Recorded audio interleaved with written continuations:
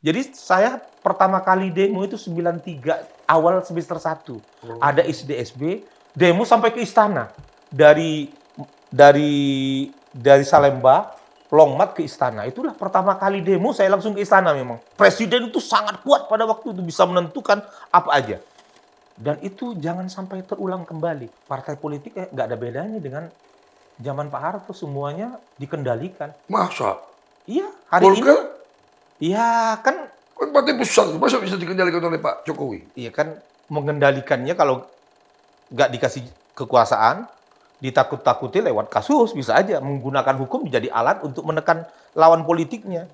Jadi kalau ada yang ngaku-ngaku 98, tapi dia menjadi kacung atau bekerja sama dengan orang yang terlibat penculikan, udah nyata-nyata terlibat penculikan karena ada putusannya kan, terlibat dalam orang-orang yang mempraktekkan KKN, termasuk nepotisme. Saya kira bukan aktivis 98 yang sebenarnya. Mereka sudah mengkhianati spirit reformasi 98. Kalau kita tidak beretika, tidak berakhlakul karimah, tidak bermoral, tidak yakin bangsa ini akan maju. Karena yang akan berkuasa adalah orang-orang ompong-turir, orang-orang yang hanya hidup di tikungan untuk mencari kesempatan-kesempatan untuk kepentingan diri mereka dan kelompoknya. Bukan untuk kepentingan bangsa dan negara yang lebih besar, yang banyak masih orang miskin, banyak orang kelaparan hari ini. Untuk akses kesehatan masih susah, pendidikan banyak yang susah.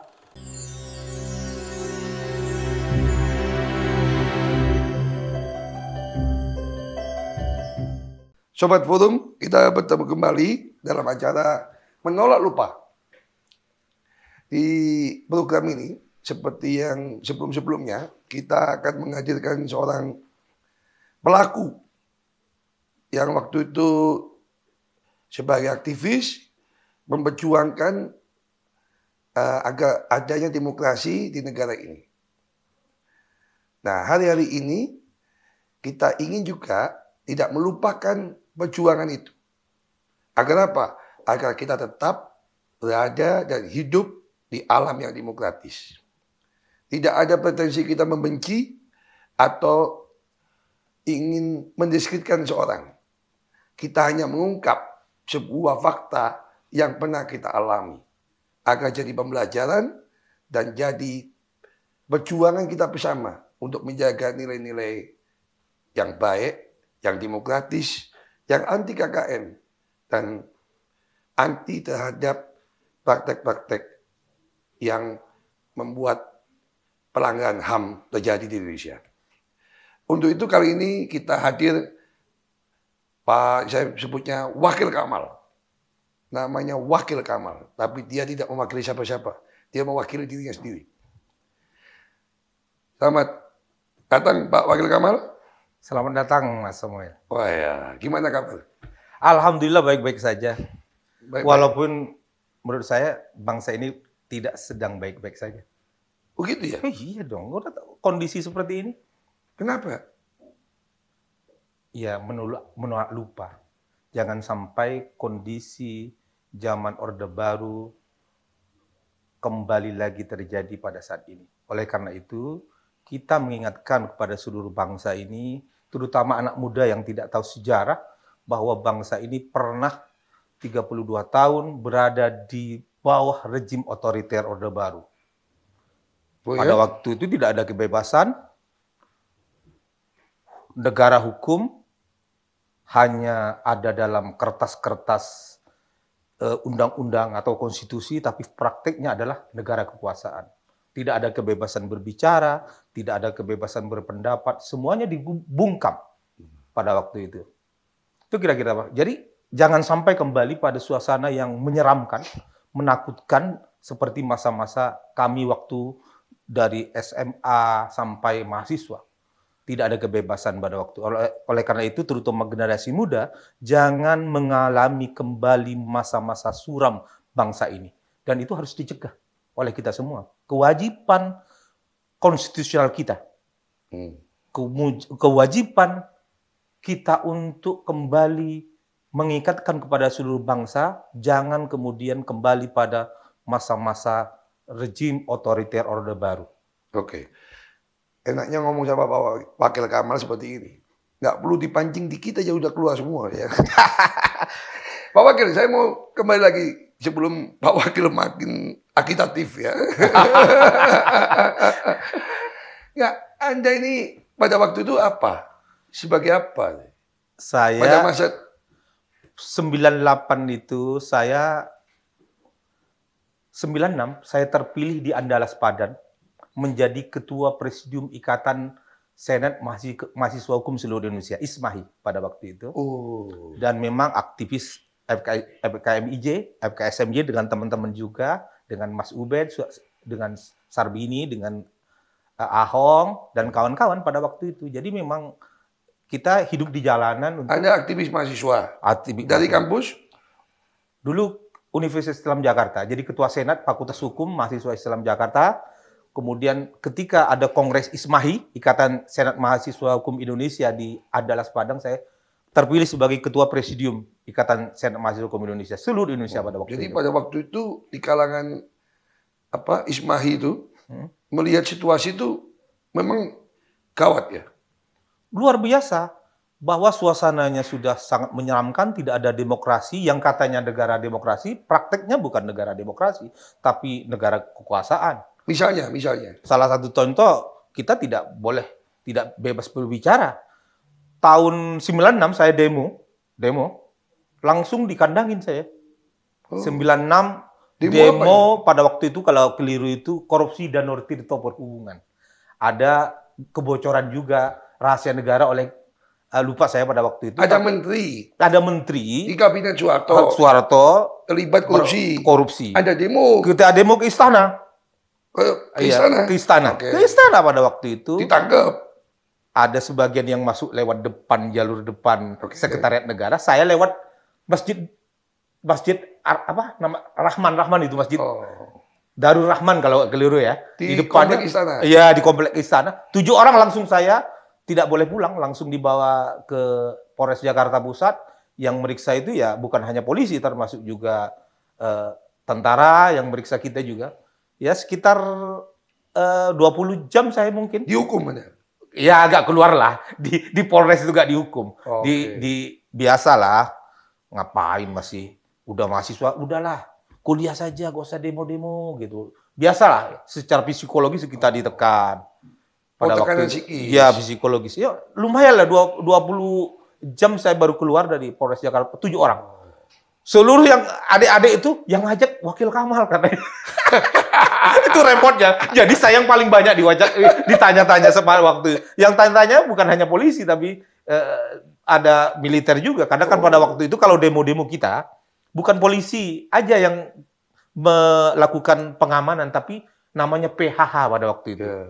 Namanya PHH yang karena pada waktu itu disebut era otoritarianisme militeristik. Iya. Jadi kalau yang menggebuk kami kalau demo itu pada waktu 98 itu polisi mundur, yang maju itu yang PHH itu, yang pakai rotan pendek itu loh. Ya. Serem itu kalau kena itu. Huru-hara. Iya pada waktu itu. Kena lah. Pernah saya juga kena digebukin sekali sampai bengkak betis saya pernah ketika demo itu. Dan pernah yang demo 98 di UNJ itu yang 2 Mei kalau kelurahan di pendidikan. Tapi kan berarti kan Anda digebuk kan Anda salah. Iya, Anda ditekan kan Anda salah. Itu kan demonstrasi menyampaikan pendapat di muka umum itu adalah bagian dari asasi manusia. Tidak ada yang salah pada waktu itu. Menuntut supaya yang korupsi menteri, Anda demo istana salah kali. Supaya nggak dilindungi. Kita demo supaya menteri ini nggak dilindungi, harus dipecat. Nggak boleh istana melindungi pejabat yang jelas-jelas korupsi pada waktu itu. Jadi rame. Silahkan dicek itu di ini. Dan pada waktu itu sebenarnya ini kasus antara yang ada dibuka rahasia negara dari Kentot Harseno pada waktu ini. Jadi pembantu Soeharto itu ribut mungkin. Sehingga kenapa isu korupsi terbongkar, karena di antara mereka. Makanya kita tanya kepada istana, kenapa ini nggak diselesaikan? Siapa tadi namanya? Kalau keliru Kentot Harseno. Siapa itu? Itu orang seknek, sekretariat seknek atau apa pada waktu itu. Jadi yang ribut antara dua orang ini. Kita minta Soeharto untuk diselesaikan. Kalau betul terjadi korupsi, jangan kemudian dilindungi. Menteri-menterinya harus dipecat, diproses hukum pada Mungkin waktu yang dimaksud oleh Pas Pampres atau tentara itu atau polisi itu, Anda nggak perlu demo, Anda kirim surat aja kepada Presiden. susah kalau pada waktu itu kirim surat gak ditanggapi, demo aja gak ditanggapi, apalagi kirim surat. Oh gitu ya? Saya demo yang kedua kalinya ke istana itu. Nggak ada aplikasi waktu itu ya? Nggak ada. Lapor Pak. Gitu. Nggak ada lapor Pak, karena demo itu dulu pakai telepon ke rumah-rumah masing-masing kalau ngajak teman, yuk kita demo. Jadi saya pertama kali demo itu 93 awal semester 1. Oh. Ada ISDSB, demo sampai ke istana. Dari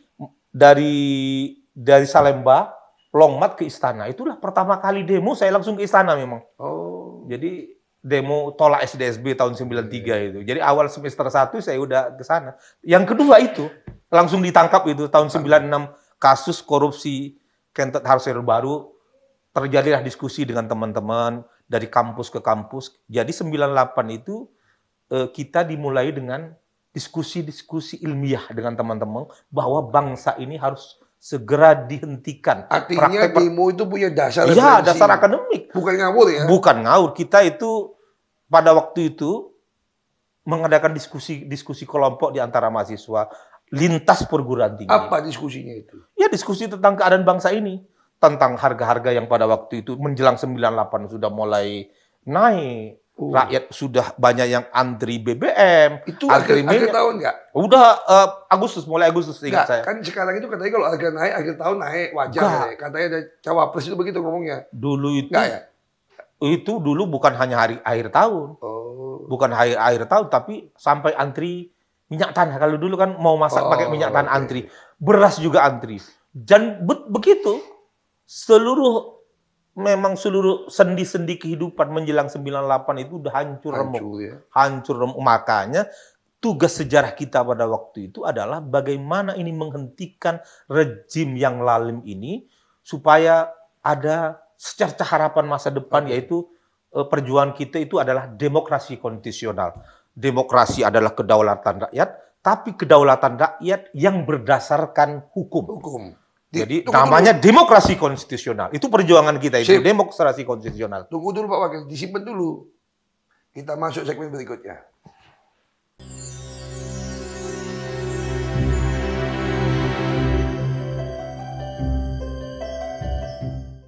Sobat Forum, kita kembali lagi berbincang dengan Pak Wakil Kamal, seorang sarjana hukum yang dari dulu getol memperjuangkan tegaknya hukum di Republik ini. Sejak mahasiswa, bahkan dialah Ketua Umum Ismahi pada waktu tahun 96. Pak Wakil, diskusi-diskusi mahasiswa, terutama di kalangan mahasiswa Fakultas Hukum ya, apa yang jadi urgensi untuk melakukan demonstrasi, melawan rejim pada waktu itu apa? Adalah kekuasaan yang tak terbatas, yang otoriter. Oke. Karena konstitusi kita pasal 7 Undang-Undang Dasar 45 yang asli itu tidak secara tegas membatasi masa jabatan presiden. Masa jabatan presiden. Sehingga Pak Harto tidak ada batas. 7 kali berturut-turut terpilih kembali menjadi presiden. Itulah yang kita tuntut amandemen UUD 45. Sorry, Pak Wakil bilang terpilih kembali. Artinya Pak Soeharto juga melalui proses demokrasi dong? Melalui proses seolah-olah demokrasi. Seolah-olah. Karena kenyataannya partai politik pada waktu itu dibatasi hanya 3. Jadi atau dalam bahasa bukunya itu pseudo demokrasi. Ya, tapi kenyataannya tidak ada kebebasan. Okay. Partai politik tidak menjadi pilar demokrasi sebagaimana dikehendaki oleh konstitusi kita pada waktu itu. Sehingga semuanya dalam cengkraman kekuasaan beliau. Jadi wajar semuanya, bahkan partai P3, PDIP ketika proses pemilihan kembali mangut-mangut ketika makanya ada nyanyian Iwan Fals sampai pada waktu itu jangan tidur waktu sidang soal rakyat, karena memang pada waktu itu ya DPR-nya seolah-olah jadi ada partai politik, ada institusi politiknya ada, tapi presiden mengintervensi partai politik. Iya, semuanya dikendalikan oleh satu orang yang namanya presiden. Jadi jangan sampai kembali hari ini. Kok kayak mirip-mirip sekarang ya? Gak tahu saya. Makanya oleh karena itu jangan sampai lupa masa sejarah itu. Semuanya dikendalikan oleh satu orang itu. Yang dikenal dalam teorinya pada waktu itu, kita dalam diskusi eksekutif heavy. Jadi presiden heavy. Jadi presiden itu sangat kuat pada waktu itu bisa menentukan apa aja. Dan itu jangan sampai terulang kembali. Oleh karena itu pada waktu itu kita meminta amandemen UUD 45. Hanya satu sebenarnya amandemen UUD 45 yang utama diminta. itu adalah pembatasan masa jabatan presiden. Seperti sekarang ini, hanya boleh 2 periode. 2 periode. Yang lain-lain kita nggak berdebat apakah pemilu langsung belum sampai ke sana. Jadi pada waktu dibahas nggak? Bisa aja 2 periode dibatasi. Iya, itu dibatasi. Lalu ada pandemi. Boleh nggak diperpanjang? Ya, itu tidak terpikirkan pandemi. Tapi yang pasti tidak boleh presiden itu melebihi dari 2 periode. Oke, saya tanya. Kalau sekarang, Pak Wakil. Dalam kondisi apapun nggak boleh presiden melebihi dari 2 periode. Meskipun ada pandemi, ada apa gitu. Karena akan peluang untuk diktator, peluang untuk korup itu lebih luas kalau kemudian tidak dibatasi. Karena pembatasan kekuasaan itu supaya membatasi kesewenang-wenangan, membatasi terhadap potensi untuk melakukan korupsi yang luar biasa. Oh, jadi ada korelasi ya. Pembatasan masa jabatan, kesewenang-wenangan dengan korupsi. Sama itu satu nafas. Power tend to corrupt, absolute power, corrupt absolutely. Itu menjadi mahasiswa itu diskusinya itu setiap hari itu pada waktu itu. Udah menjadi bacaan kita memang apa yang terjadi. Oleh karena itu yang utama. Oleh karena itu kita lawan pada waktu itu, yaitu diantaranya tuntutan 6 reformasi itu diantaranya itu adalah amandemen UUD 45 dan supremasi hukum. Ada supremasi hukum, amandemen UUD 45, kemudian otonomi seluas-luasnya, KKN terutama ini. Ada 3 yang berkaitan dengan hukum yang menjadi konsep kami itu amandemen UUD 45, supremasi hukum dan anti KKN. Karena kekuasaan yang tanpa dibatasi yang otoriter dan diktator itu akan menyebabkan biasanya tumbuh suburnya KKN. Apa KKN itu? Kolusi, korupsi dan nepotisme. Oke. Nah, itu stop dulu Pak Wakil, supaya kita ini tidak kehilangan konteks.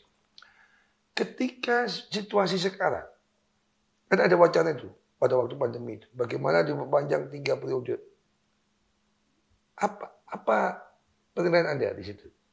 Itu jelas niat jahat terhadap kelangsungan demokrasi konstitusional kita. Termasuk melupakan reformasi. Semangat reformasi. Karena mungkin orang yang berpikiran seperti itu dia tidak terlibat.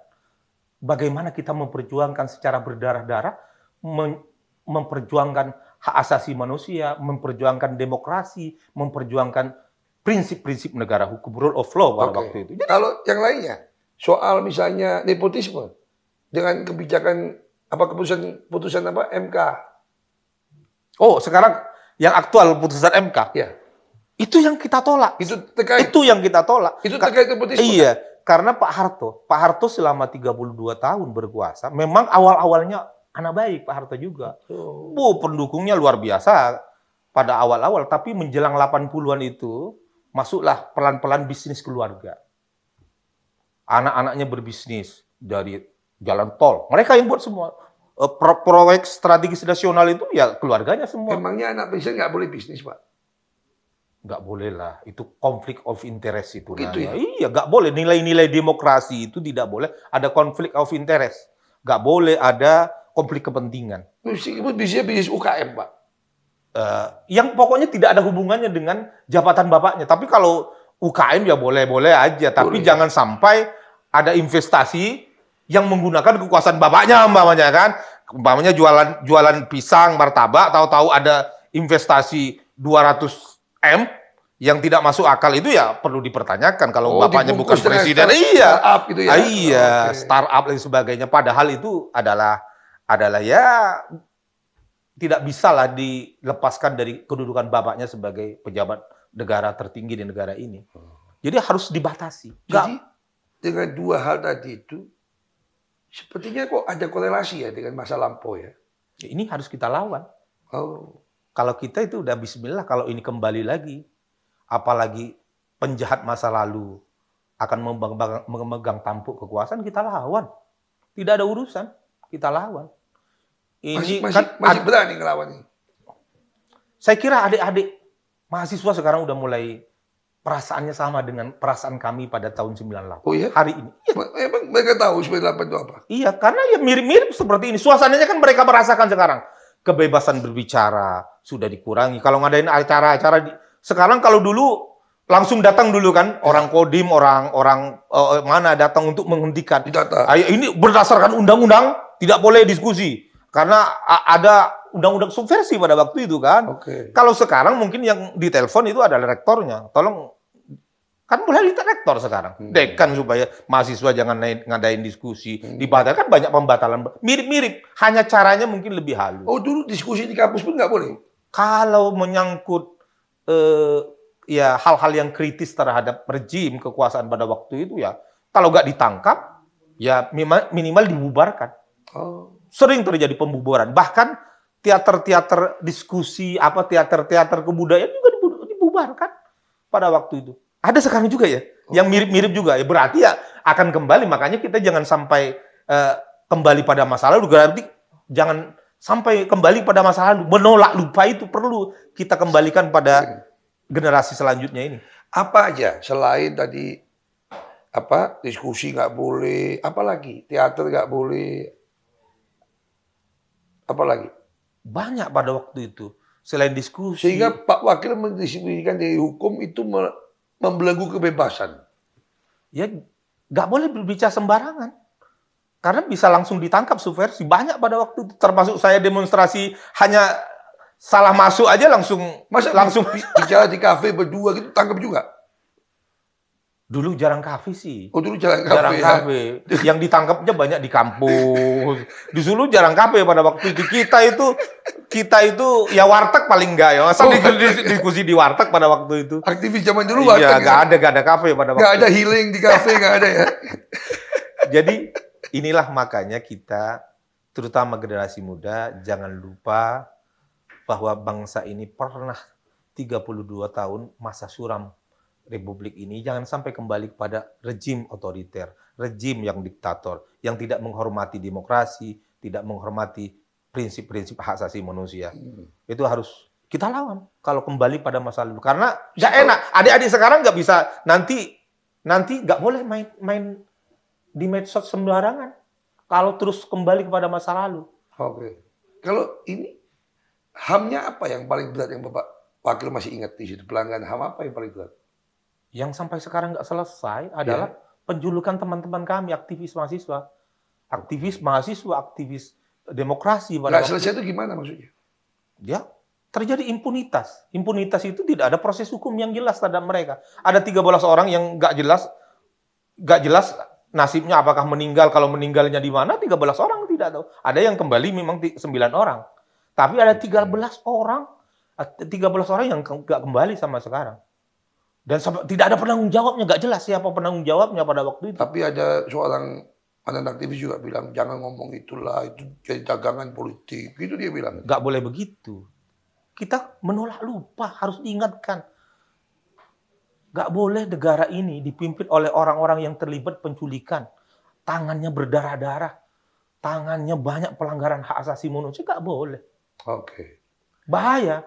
Jadi demokrasi konstitusional kita yang diperjuangkan itu hancur. Buktinya hari ini seperti MK saja sudah mulai intervensi. Mirip-mirip masa lalu.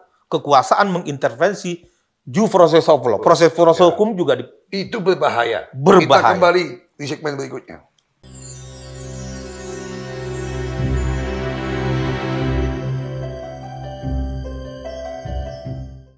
Pak Wakil, kita kembali lagi.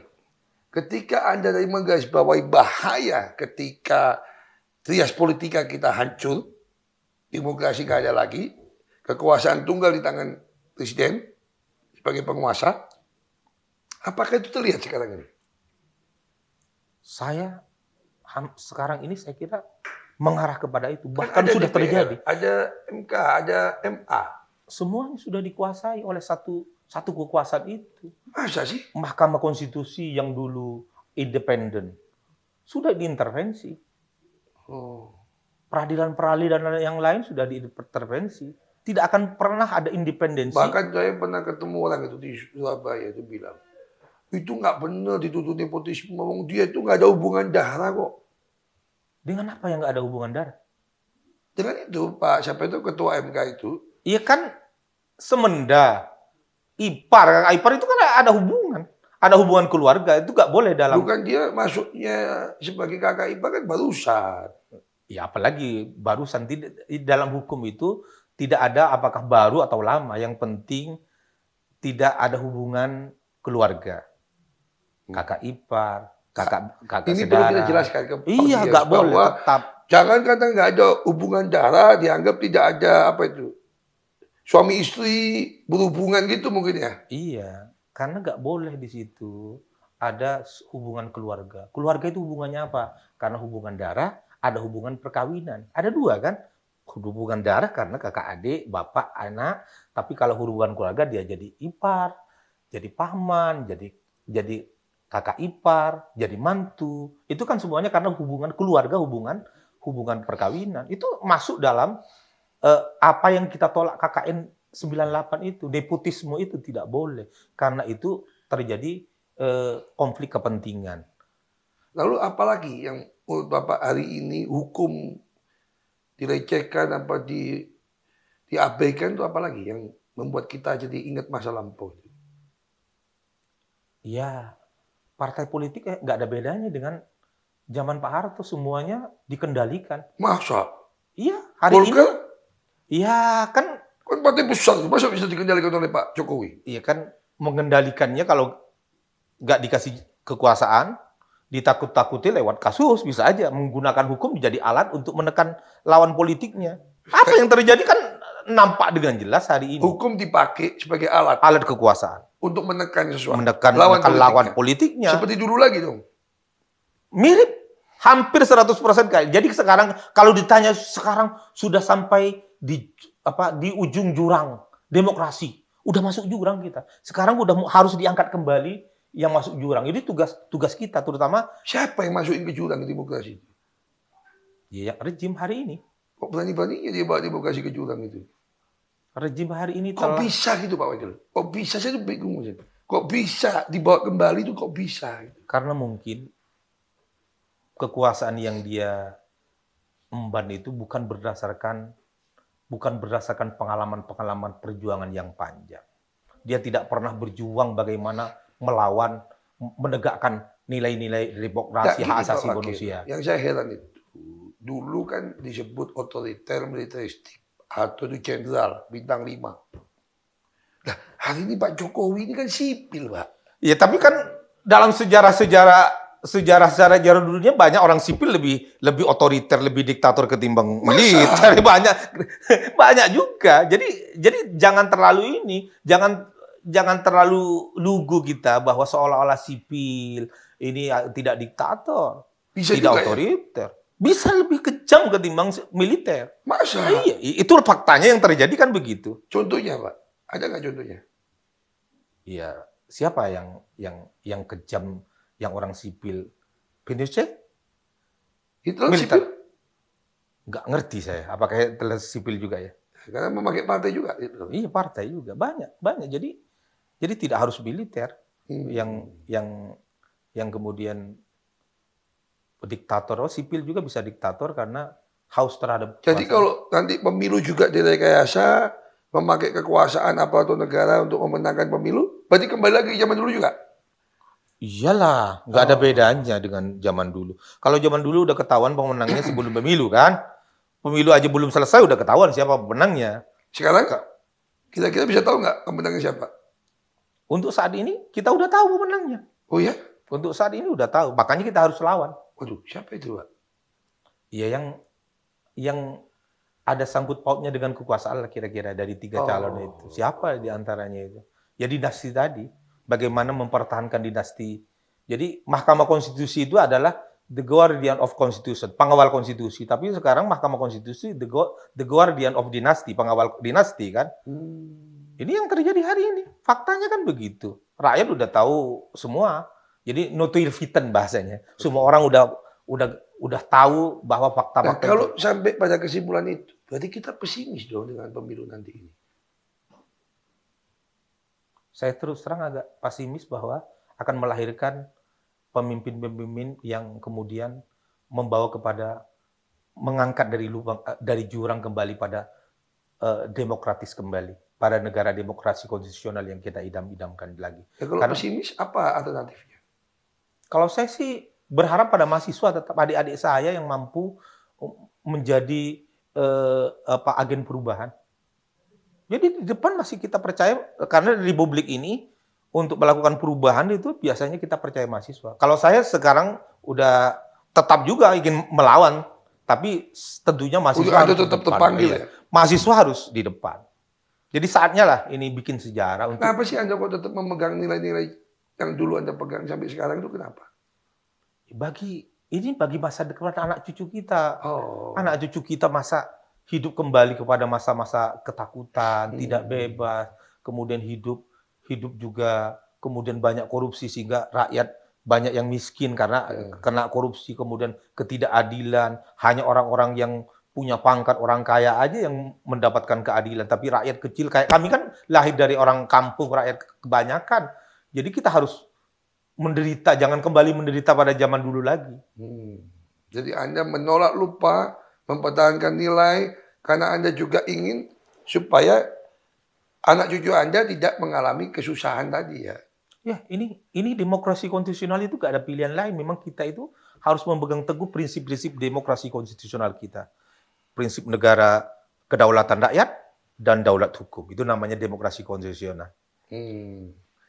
Bagaimana sekarang di tengah pesimisme Anda itu, ada solusi apa? Saya berharap Tetap solusinya mahasiswa demo. adik-adik mahasiswa menyuarakan kegelisahan. Lalu didengar nggak kira-kira suaranya mahasiswa ini? Ya kalau gerakan masif didengar, makanya harus masif. Saya berharap adik-adik mahasiswa bisa mengkonsolidasikan dirinya untuk melakukan pengawalan terhadap demokrasi, terhadap spirit reformasi yang kami perjuangkan dulu. Jangan kemudian reformasi dibegal oleh orang-orang yang hanya haus kekuasaan. Oke. Kenapa Anda yakin bahwa mereka mahasiswa sekarang juga bisa seperti mahasiswa tahun sebelum 98? Saya percaya pada sejarah. Sejarah Indonesia itu adalah sejarah orang-orang yang terdidik. Orang-orang terdidiklah yang kemudian mempunyai spirit perjuangan untuk menegakkan nilai-nilai demokrasi, hak asasi manusia, nilai-nilai yang kemudian nenek moyang kita itu adalah orang-orang yang terpelajar, yang di depan. Bukan nenek moyang gue seorang pelaut ya? Ya, orang-orang yang terpelajar. Kalau orang-orang kemerdekaan ini, the father kita itu, pendiri bangsa ini kan orang-orang terpelajar. Orang-orang yang pernah ini. Makanya kami generasi 98 ini berharap pada adik-adik ini saatnya buat sejarah. Tidak ada jalan lain. Ini adalah tuntutan sejarah, panggilan sejarah untuk menyelamatkan demokrasi konstitusional kita, menyelamatkan spirit reformasi yang kami sudah rebut secara mati-matian, bahkan berdarah-darah. Sampai sekarang ada 13 orang yang belum kembali. Gak keluarganya gak tahu mau ziarah ke kuburnya di mana sampai sekarang. Hanya berdarah-darah, bernyawa-nyawa kita hilang. Dan itu menurut Anda para pelakunya tidak punya hak. Harusnya dihapus hak politiknya juga ya? Iya. Gak boleh kemudian negara orang ini yang terlibat kejahatan. Kejahatan yang tidak melakukan penjahat yang tidak pernah diproses secara hukum. Nah, kok sampai 25 tahun ini lolos itu gimana, Pak? Karena reformasi dibajak kita itu. Okay. Reformasi 98 itu dibajak oleh orang-orang yang kemudian haus terhadap kekuasaan, haus terhadap harta, haus terhadap kenikmatan dunia tanpa memperhatikan bagaimana pertanyaan pertama, Pak. Kenapa bisa dibajak? 98 dibajak. Tadi Anda bilang dibajak. Karena kami pada waktu itu terus terang, karena sudah Pak Harto, kemudian diganti Habibie, banyak yang kembali ke kampus. Kita tidak kemudian merumuskan sampai bagaimana kita berkuasa, karena kami teman-teman itu tahu diri. Kami itu tidak haus kekuasaan. Akhirnya banyak yang masuk di tikungan. Anasir Orde Baru kemudian berkuasa lagi. Kemudian pikiran-pikiran lama itu kembali. Siapa aja itu kira-kira? Saya kira nggak perlu, udah tahulah semua yang terjadi. Semuanya anasir Orde Baru Ya kalau Pak Prabowo itu jelas lah itu anasir Orde Baru hari ini. Masa? Yang kan sudah eh, diputuskan terlibat dalam penculikan 98 dan dipecat Siapa yang memutuskan itu? eh, Dewan Kehormatan Militer pada waktu itu. Oke. Menyatakan bahwa terlibat dalam kasus penculikan. Dasar pemecatannya? Iya, dipecat sebagai militer Karena? pada waktu itu. Makanya adik-adik mahasiswa adik-adik anak muda, kemudian generasi muda harus tahu. Jangan kemudian kita memilih presiden, pemimpin republik ini yang terlibat penghilangan paksa terhadap para aktivis mahasiswa. Dan itu bukan tugas negara kan? Apanya? Penghilangan paksa tugas negara bukan? Gak mungkin lah tugas negara. Karena ada teman kita Karena negara yang membela Pak Prabowo mengatakan tugas negara itu. Pembukaan konstitusi kita itu melindungi tumpah darah bang. Kalau menculik bukan tugas negara. Tugas negara itu melindungi segala. Berarti salah itu Budiman Sujatmiko ya? Ngomong kayak gitu lupa ya? Itu. Mungkin lupa ya. Pembukaan konstitusi udah lupa bahwa tugas negara itu adalah melindungi, bukan menculik atau menghilangkan bangsa. Kita kembali lagi di segmen berikutnya.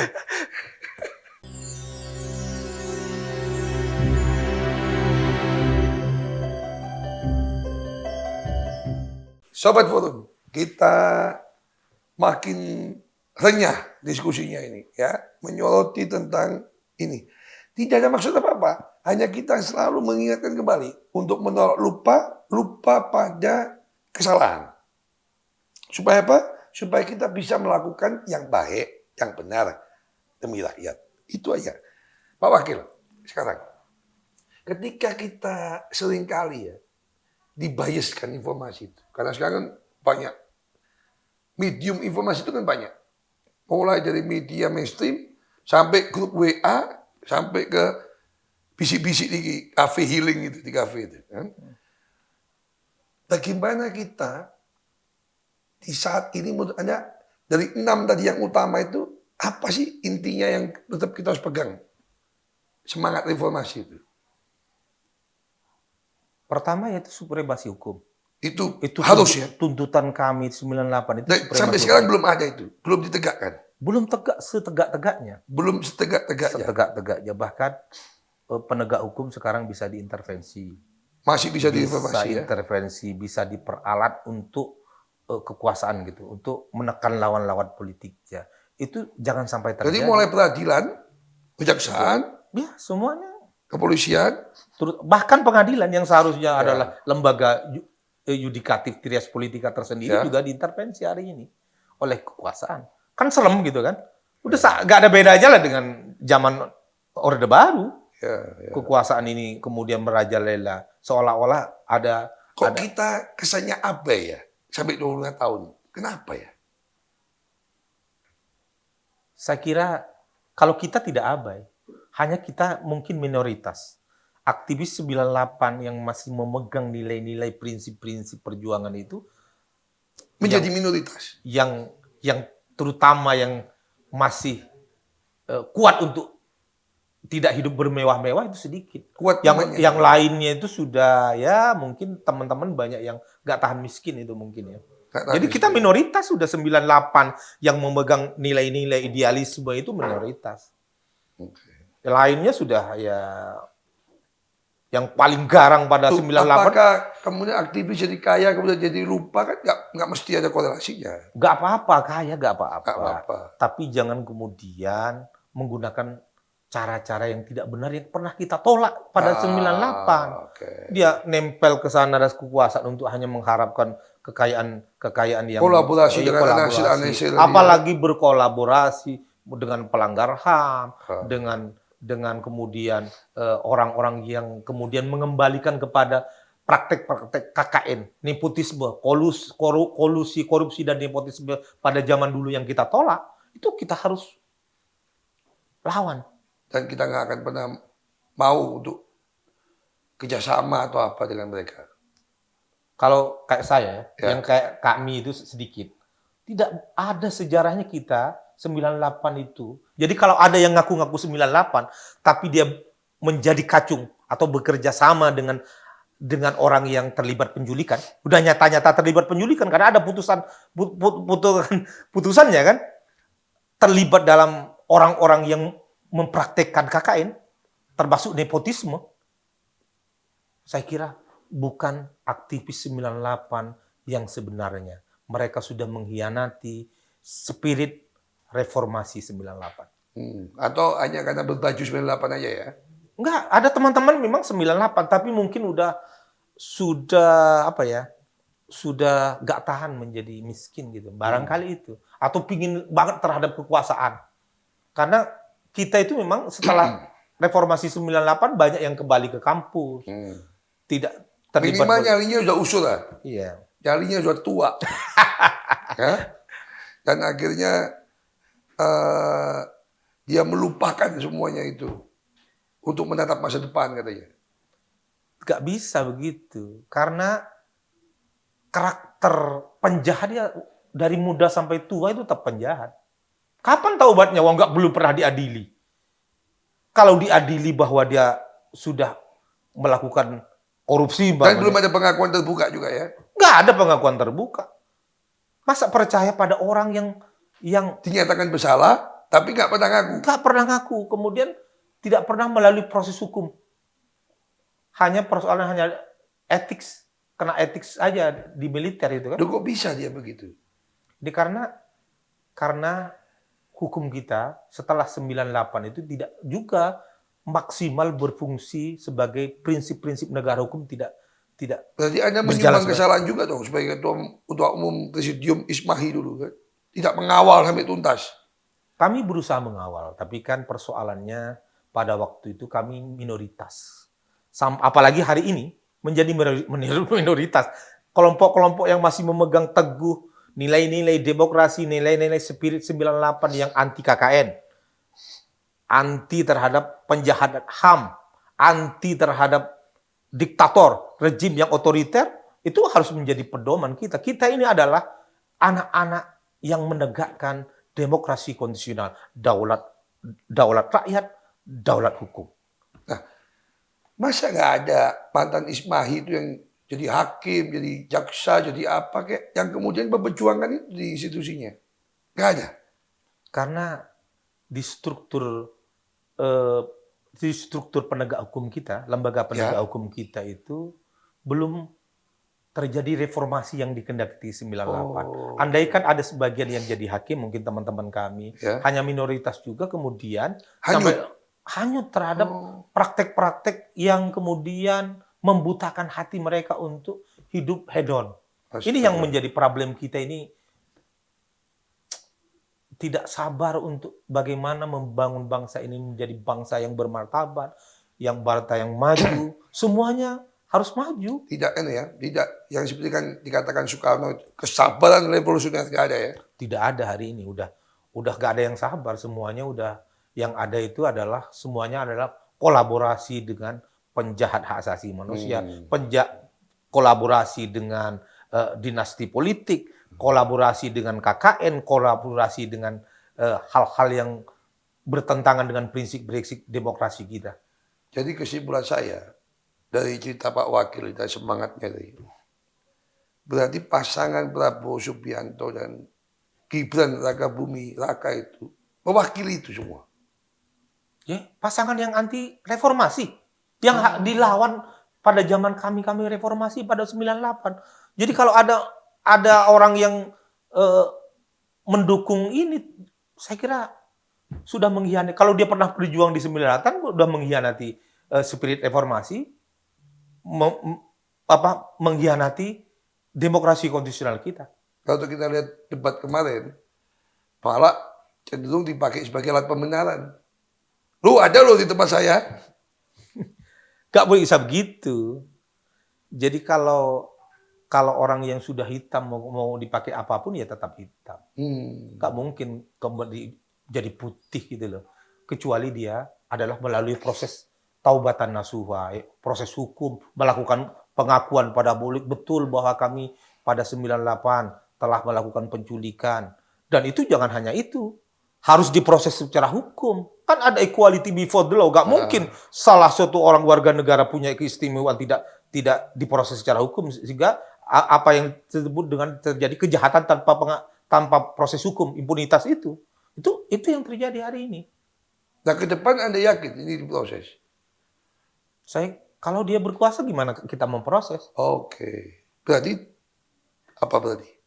Saya kira satu-satunya jalan itu adalah bagaimana ada perubahan cepat dari gerakan mahasiswa untuk mengembalikan semangat. Coba kasih gambaran gimana coba. Saya kira mahasiswa harus memandu kami-kami yang sudah mulai setengah abad ini untuk kembali ke jalan. Kita setengah abad ya. Iya, setengah abad. Mahasiswa harus kembali. Kami juga siap dipandu, dikomandani turun lagi ke jalan untuk mengembalikan semangat reformasi yang kami perjuangkan dulu. Atau setidak-tidaknya yang tadi disebutkan, penjahat kemanusiaan, penculik, kemudian yang tangannya berdarah-darah menjadi penjagat HAM, dan terlibat praktek-praktek KKN, nepotisme, itu tidak terpilih di Republik ini. Itu ada harapan, masih ada harapan. Kalau kita menggunakan proses demokrasi prosedural elektoral, harus pasangan yang terlibat itu yang tidak mewakili anti reformasi tidak terpilih. Tapi kalau sampai terpilih, kita lawan. Kita harapkan mahasiswa sebagai panglima. Kita lawan. Mahasiswa saya kira jangan nunggu terpilih, dari sekarang harus melawan. Kami melawan dari sekarang. Jadi jangan tunggu terpilih. Kalau nunggu terpilih tadi terjadi konsolidasi kekuasaan, semuanya dibungkam, semuanya ini bisa terjadi praktik lebih kejam dari 98. Karena ini traumatik ya. Susah kalau udah psikologisnya itu memang penuh dengan kejahatan, bengis, gak mungkin berubah menjadi orang yang demokratis, orang baik. Itu sejarah. Kecuali melalui proses taubatan nasuha. Kapan seorang yang bengis yang pada masa Orde Baru itu taubatan nasuha hari ini? Ada nggak melalui taubat? Ya kan bisa aja dia pribadi dengan Tuhan gitu. Nggak bisa. Nggak Karena boleh. itu kejahatan kemanusiaan, itu adalah kejahatan publik, kejahatan untuk umum. Jadi nggak bisa dia hanya pribadi dengan Tuhan. Tadi kan Anda menyebut dia dihukum oleh jenderal-jenderal yang masuk Dewan Kehormatan. Nah, sekarang jenderal-jenderal bergabung sama dia lagi sekarang. Lebih parah lagi, udah rusak Republik. Yang tobat yang jenderal-jenderal itu mana? Saya itu, ini udah anomali, udah rusak Republik ini. Makanya saya hanya terus terang ideal yang paling mimpi saya berharap pada adik-adik mahasiswa. Kalaupun terjadi proses demokrasi prosedural yaitu politik pemilu, mudah-mudahan saya berharap yang terlibat kejahatan masa lalu dan praktek nepotisme harus tidak terpilih. Dan mudah-mudahan terutama anak muda, generasi muda jangan sampai terkecoh oleh framing bahwa ini orang baik, macam-macam. Tidak boleh. Karena masa depan kita gitu ya. Iya, masa depan kita menjadi korban. Ini suara kejernihan dari seorang Wakil Kamal bahwa yang paling layak memimpin dengan suara yang nurani, yang bersih ya teman-teman mahasiswa hari ini. Kami yang sudah setengah abad tinggal mengikuti suara hati. Nunggu komando kita. Kita di komando. Komandonya mahasiswa. Dalam bahasa Jawanya, kebu Yusukudel. Segmen berikutnya.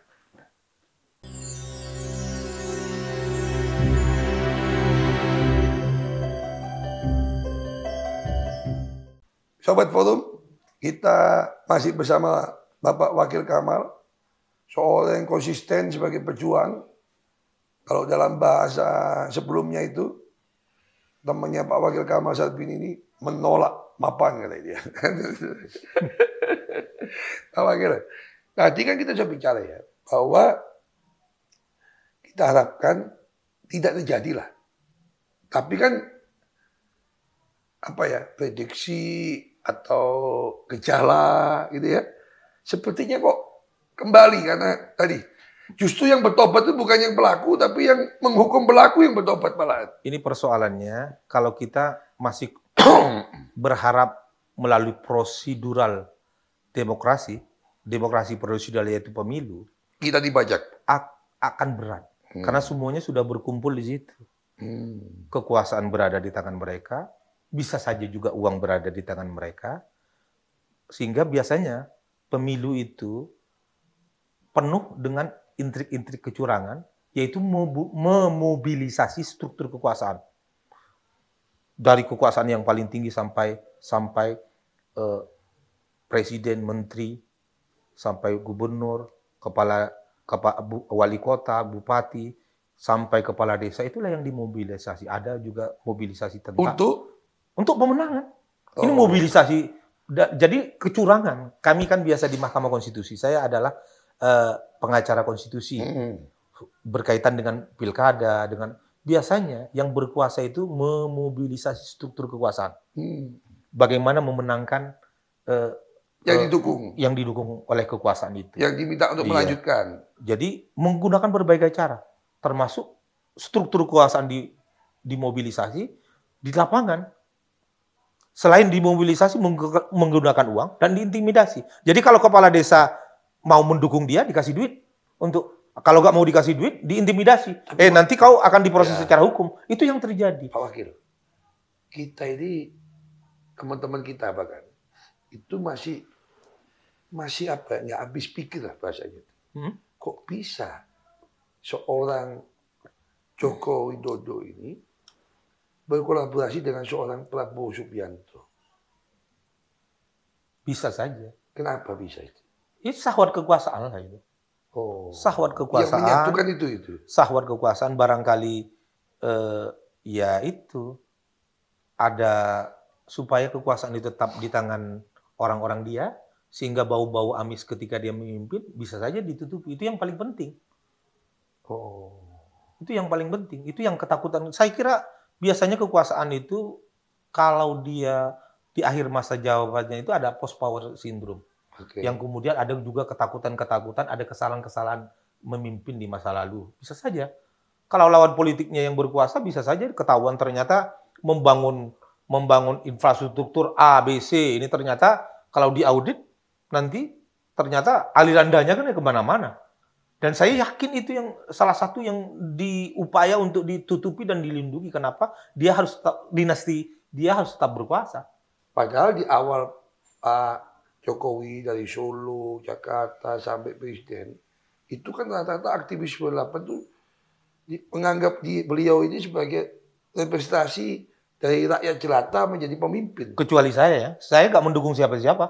Mulai awal. 2014 dua-duanya saya nggak dukung. Nggak mungkin saya dukung Prabowo 2014. Nggak mungkin mendukung ini karena nggak punya track terhadap demokrasi. Pikiran-pikiran dia terhadap bagaimana reformasi itu tidak ada. Tidak pernah ada. Nggak ada. Saya nggak pernah baca tulisan Jokowi umpamanya di mana bagaimana menciptakan demokrasi konstitusional yang kemudian yang mampu memajukan bangsa ini, nggak ada. Saya nggak percaya memang dari awal. Malah dia katanya pernah berjanji sama keluarga karena dia dekat dengan keluarga ya Mas Wiji Tukur misalnya. Makanya ya itu kamuflase aja untuk dipilih, sama dengan janji-janji SMK dan sebagainya semuanya. Jadi oleh karena itu ke depan itu saya kira rakyat Indonesia itu harus lebih cerdas lagi ya. Harus lebih cerdas lagi memilih, jangan hanya termakan oleh janji-janji. Harus lihat track record-nya.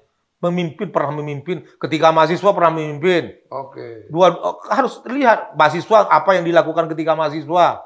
Jangan ujuk-ujuk kita nggak tahu mahasiswanya di mana, tahu-tahu karena ada Paman Sam, Paman Sam ya. Paman Usman tahu-tahu jadi capres. Nggak jelas itu. Di mana track record-nya gitu, pernah melakukan apa? Solo maju. Ya Solo kebetulan bapaknya presiden. Dia tinggal digelontorkan aja proyek-proyek pusat ke sana, udah seolah-olah dia kerja. Padahal dia tidur aja di Solo, udah Solo akan maju karena bapaknya presiden. Jadi nggak ada prestasi. Prestasi itu tanpa dukungan dari orang tua, orang terdekatnya. Kita itu memang dididik untuk menjadi orang yang mandiri. Jadi jangan tergantung pada kebesaran orang tua. Kalau bahasa Arabnya itu laisal fata may yaqulu kana abi walakinnal fata may yaqulu hanada. Seorang pemuda, anak muda itu orang yang benar-benar anak muda, bukan orang yang mengatakan itu ayah saya. Tapi pemuda yang benar itu sejatinya pemuda ini saya. Bukan karena bapaknya. Itu pepatah Arab. Jadi kita tidak boleh. Jadi kalau sekarang saya lihat itu kondisi sendi-sendi kehidupan yang luar biasa hancur begini, saya kira kita harus kembali mengingatkan semangat reformasi.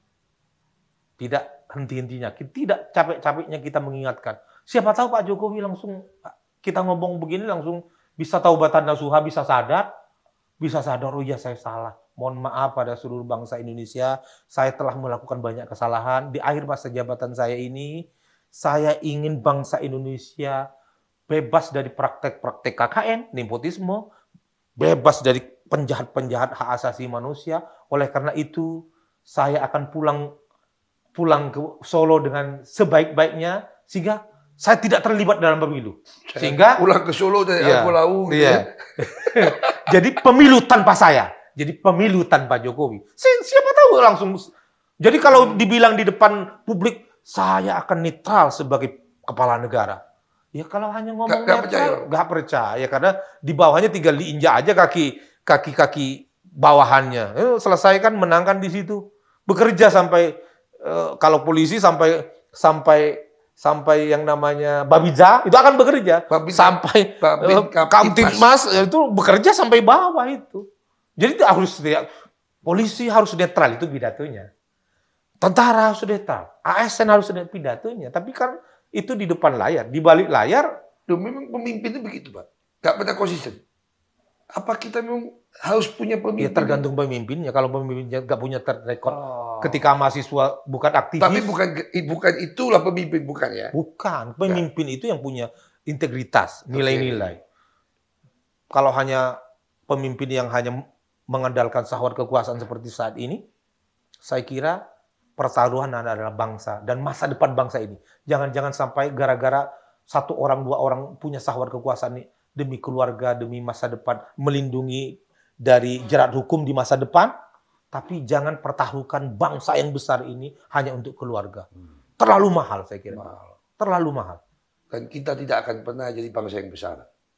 Ya kalau tetap praktek korupsi, nepotisme, kemudian ada kejahatan yang tidak dihukum, supremasi hukum tidak tegak, kepastian hukum tidak tegak, sehingga apa yang terjadi saat ini ya seperti ini. Jadi nggak mungkin 2045 kita jadi Indonesia emas. Mustahil. Kalau terus kemudian praktek-praktek kolusi, korupsi, nepotisme tetap berjalan. Dan itu praktik itu akan berjalan ketika demokrasinya tidak tegak. Dipimpin oleh orang-orang yang hanya punya syahwat kekuasaan tanpa. Dan tidak mungkin birokrasinya baik. Ya, karena kepalanya sudah mempraktikkan nggak benar. Praktek-praktek tidak beretika, kemudian nirmoral itu terjadi, sampai ke bawah juga lebih tidak bermoral. Di atas tidak bermoral. Ada pertanyaan dari Mas Anies, capres nomor 1 kepada capres nomor 2 soal etika. Bagaimana perasaan Pak Prabowo soal etika? Gak bisa jawab, gimana ya? Iya, bukan nggak bisa jawab, memang nggak jawab mungkin. Nggak mau jawab. Nggak mau jawab. Padahal hukum, ruh dari hukum itu adalah moral. Hukum tanpa moral itu bukan hukum. Orang nggak mau menjawab tadi, menurut Pak Wakil, karena dia tidak tahu apa mengabaikan etika itu. Saya kira bukan tidak tahu, dia tahu. Makanya ketika ditanya, ya Mas Anies mana, masa tidak tahu kan begitu. Jadi tahu dia, hanya demi kekuasaan dia gak sengaja gak jawab. Rada-rada pilon. Dia hanya berpedoman pada hukum prosedural. Oke. Jadi keadilan substantif, keadilan hakiki mereka tendang habis-habis. Hanya keadilan formal aja. Karena ada putusan Mahkamah Konstitusi nomor 9, seolah-olah ini sah. Padahal hukum itu, saya kembali lagi, hukum itu ruhnya itu arah moral. Tanpa moral dan etika bukan hukum. Berarti hanya mengandalkan formalitas itu berarti mengabaikan moralitas dan etika. Etika. Itu adalah ruh dari hukum itu. Ruh dari konstitusi adalah moral. Itu sama kalau kita sholat atau berdoa, ya. Itu formalitasnya berdoa, tapi kalau hatinya orangnya masih bengis, hatinya tidak halus, kemudian hatinya tidak ikhlas. Sama aja, hanya formalitasnya sholat, berdoa, kita ke gereja, ke misa, tapi hatinya itu penuh kotor, nggak mungkin. Sebaliknya, itu ya. Iya. Kata anak saya itu artificial, Papa.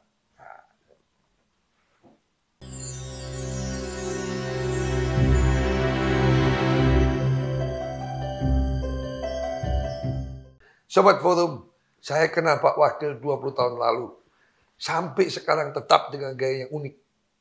Seorang yang punya background hukum, seorang yang dari masyarakat biasa sampai ke ibu kota kuliah, seorang yang punya darah Madura yang berapi-api, dan selalu membuat kejutan dengan kutipan-kutipan yang membuat kita tercengang. Pak Wakil, sekarang ini kita sudah mengungkap semua bahwa ada gejala, ada potensi, ada diagnosa yang menuju ke sana. Ini juga bukan lagi harapan ya. Apa kira-kira langkah cerdas apa yang bisa kita lakukan selain kita mendorong adik-adik tadi itu? Sering kita menyuarakan, sering kita menulis atau apa? Untuk mengingatkan itu. Kalau kita masih Atau kita butuh tua-tua di masjid tiap pagi untuk mengingatkan pemimpin kita ini. susah kalau memang orang dari sononya udah pikirannya sudah kotor. Susah untuk dibuat jernih. Udah dari sononya pikirannya anti demokrasi. Susah kemudian menjadi seorang yang demokratis, yang bisa mendengarkan pendapat yang berbeda. Susah kalau di pikirannya itu ingin menumpuk kekayaan lewat cara-cara KKN. Tapi Anda masih yakin nggak bahwa di lembaga-lembaga negara itu, mulai tertinggi sampai yang bawah itu, masih ada orang baik? Saya yakin lebih banyak yang baik. Sebenarnya. Hanya ini persoalan keteladanan pemimpin. Tidak ada keteladanan dari ujung atas sampai ke ujung. Kalau Kan teladan, bisa dimobilisasi dong kalau masih ada orang baik, harusnya.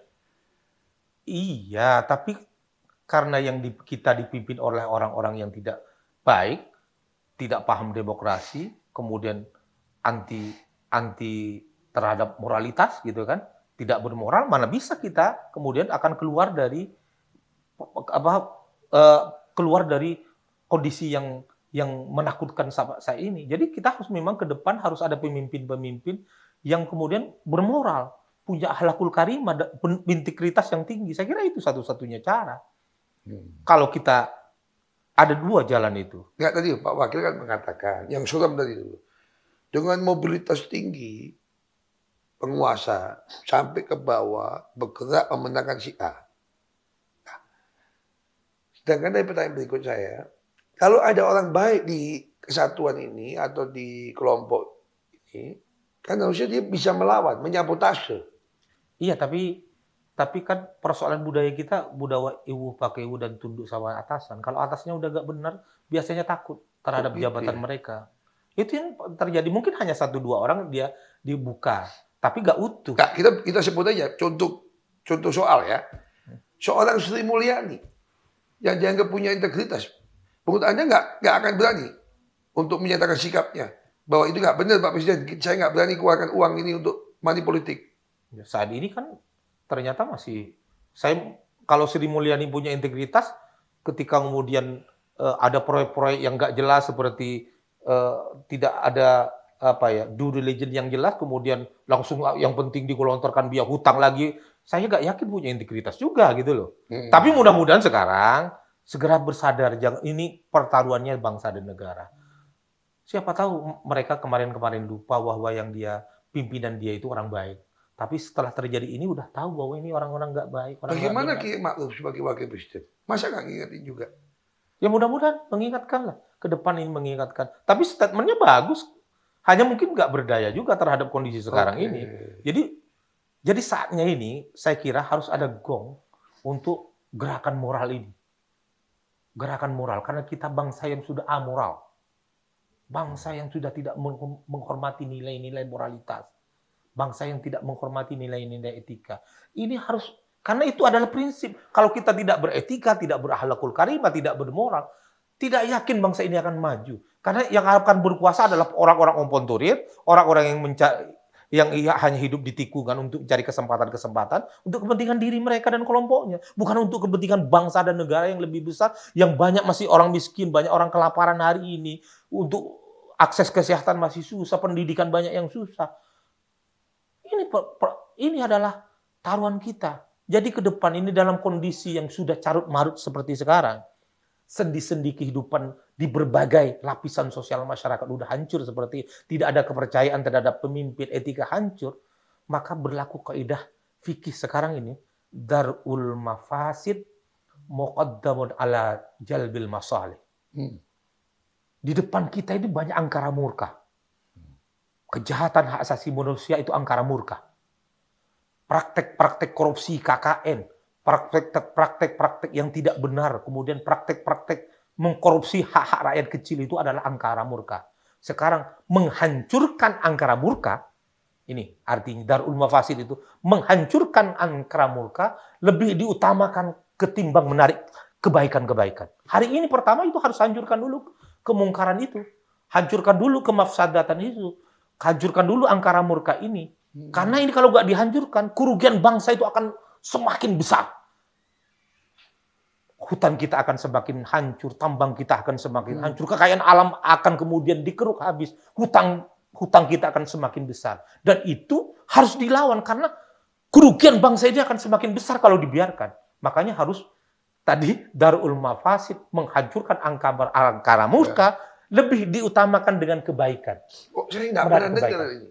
Nasihat seperti Pak Wakil dilakukan oleh Ketua Umum PP Muhammadiyah atau PBNU gitu ya? Iya.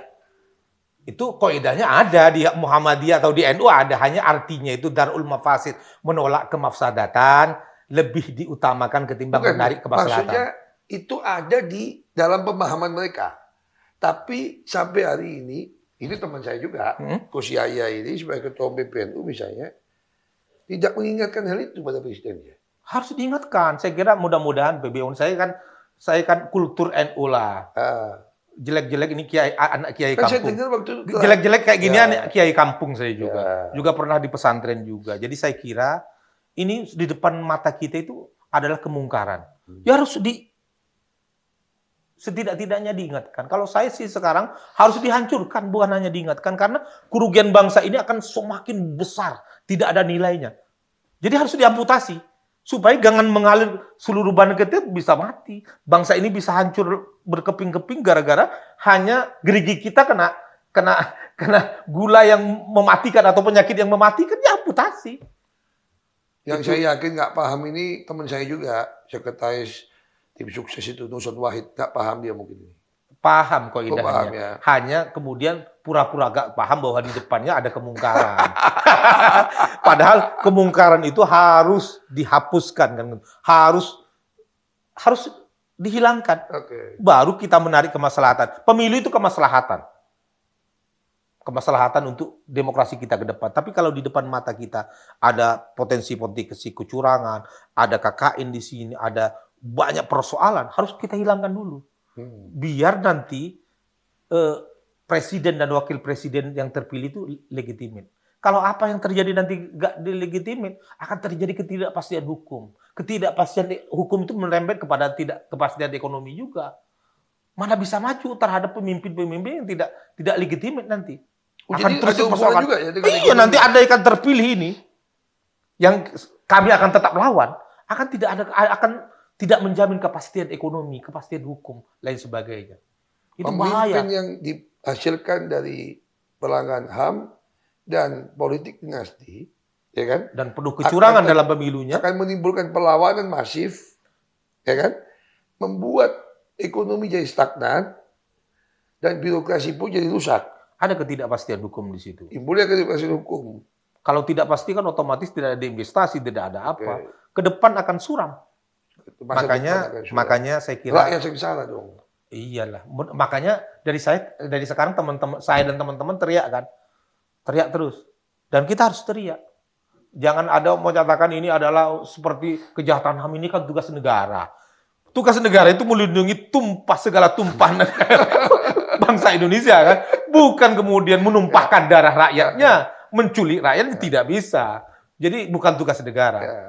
Kalau saya cuma gini aja, kalau Anda mau dukung seseorang, nggak usah pakai pembenaran dengan cara menipu-nipu. Itu tambah sakit Kak hati kami. Ya. Kalau hanya mencari sesuatu sesuap nasi, udahlah dukung aja. Ya. Tapi jangan bawa-bawa 98 untuk mendukung Ya. yang kita tolak pada Ya, 98. Ini penting itu. betul. Udah cari makan aja, Ya. tapi jangan bawa-bawa seolah-olah ini Ya, bukan soal konsepsi yang benar, tugas negara, berpikir Iya. strategik, gitu kan?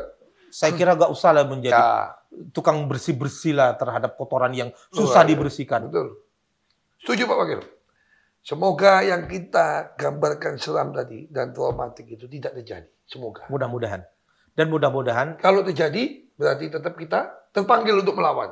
iya, Karena kita menolak lupa. bangsa itu akan terus tidak ada kepastian. Kita menolak. Demi anak cucu kita. Ya. Dan bangsa negara kita. Supaya rakyat tidak sengsara. Terima kasih Pak Wakil. Sampai ketemu lagi Sobat Forum di acara menolak lupa berikutnya.